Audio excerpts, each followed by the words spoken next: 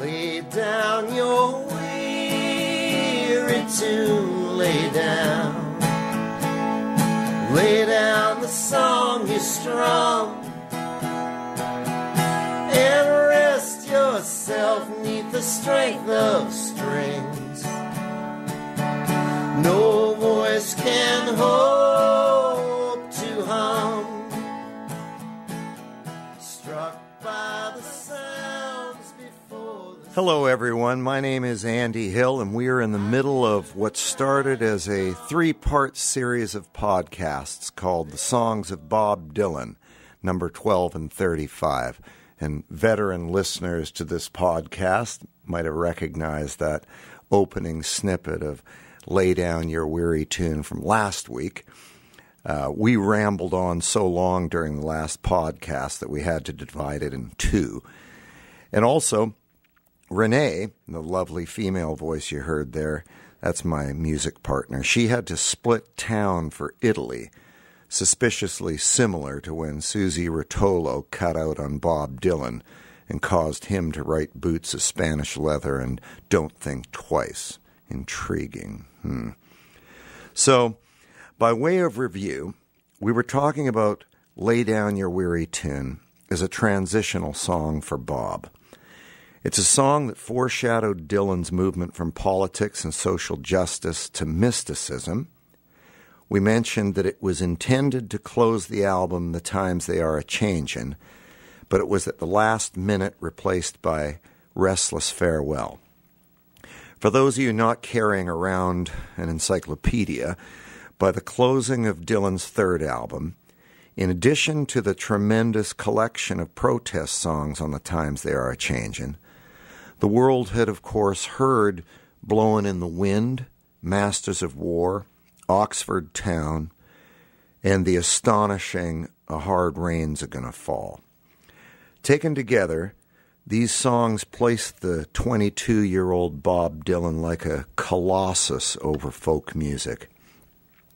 And it should be noted that the 3 albums, the Freewheelin' Bob Dylan, The Times They Are A-Changin', and Another Side of Bob Dylan, were recorded in about a 15-month stretch. The song, which began this discussion, is only one of about 20 that didn't even make the final cut on any of those records. So, when Dylan sends out his Dear John letter to protest music in the form of My Back Pages, I was so much older then, I'm younger than that now. It should be noted that all this is happening with telescoped intensity. He's looking back on and separating himself from material written within the previous year, not decades ago. That gives you a clue to the speed of his evolution as an artist.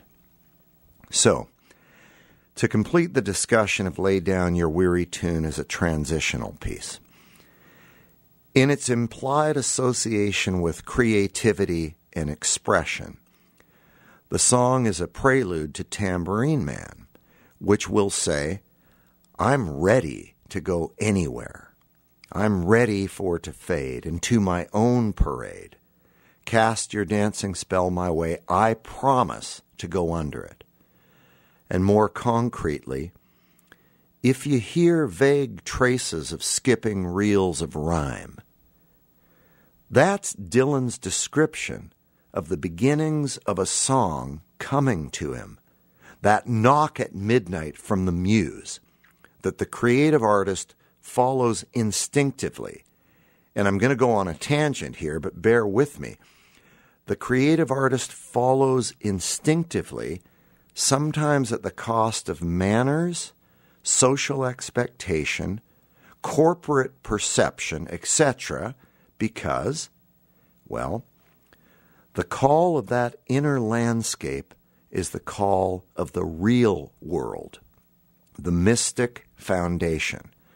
Everything else, the interrupted dinner party, the Grammy Lifetime Achievement Award, the Tom Paine Award, the Nobel Prize, the well-wisher on the street, the hippie knocking on your door in Woodstock. That's the illusion. Lay Down Your Weary Tune is also related to Chimes of Freedom, which, since Renee isn't here to argue, I'll say categorically, I'll stand in my underwear on her coffee table stacked with Beatles and Joni Mitchell albums and state that it's the best song ever written. Oh, I can hear her. Whoa, what about Yesterday? What about Imagine? What about Both Sides Now? Come on! Leaving aside that we wouldn't even have Imagine or Both Sides Now if Bob Dylan hadn't eviscerated, disemboweled, and incinerated the parameters of popular music.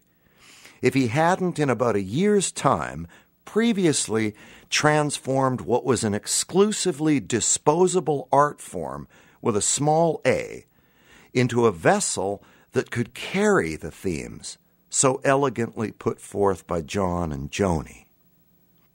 Here's why Chimes of Freedom is the greatest of them all. From its riveting images like the sky cracked its poems in naked wonder, a line that Lay Down Your Weary Tune is a precursor to lines, whole sections, so accumulative in empathy, reason, and what I'd call a willingness to bear witness. For example, for each unharmful, gentle soul misplaced inside a jail, we gazed upon the chimes of freedom flashing. I know of no other line that fires on so many of the cylinders that connect us as human beings. And there it is, on the radio, in the hands of Roger McGuinn and the Byrds, in a top 40 song. Why do we gaze at things? Some people gaze and are reminded that they have to pick up cornflakes at the store.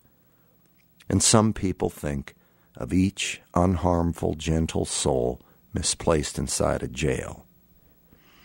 If this internal world is the real world, and that external world is illusory, and Dylan knows or feels this, it goes a long way to understanding how Dylan so often seems to disappoint when he fails to behave like Leonard Cohen or Bruce Springsteen when he receives a public accolade.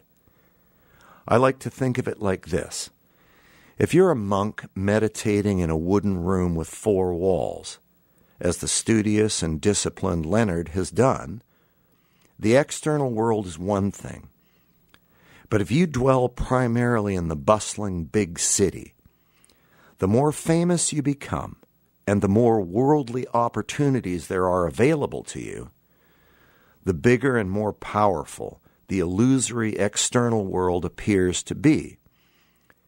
There's all those people, and they are all so nice, from the person on the street who only wants one of your minutes to thank you for all you've done, to the cultural institutions who in their own way want to do the same thing.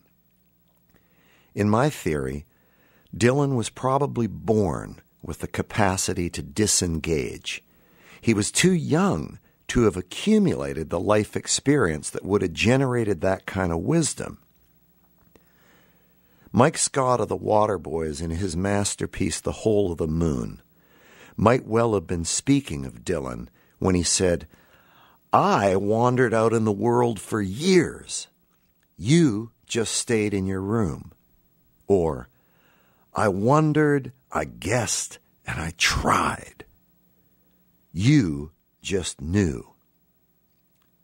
So perhaps, sometimes, when Dylan does something off-putting or surprising, it is more intuitively self-protective than it is a carefully thought-through insult to the rest of us.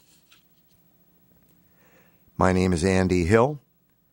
My music partner is Renee Safier. She says hello from Italy. I'm leaving tomorrow to meet up with her and play a few songs before we return. Our website is www.andyandrenee.com. We hope you've enjoyed this podcast and that you'll come see us perform live every Friday night at Port Sacal in San Pedro. Please tune in next week for the twice-delayed discussion of Black Diamond Bay as we continue to discuss the songs of Bob Dylan, number 12 and 35.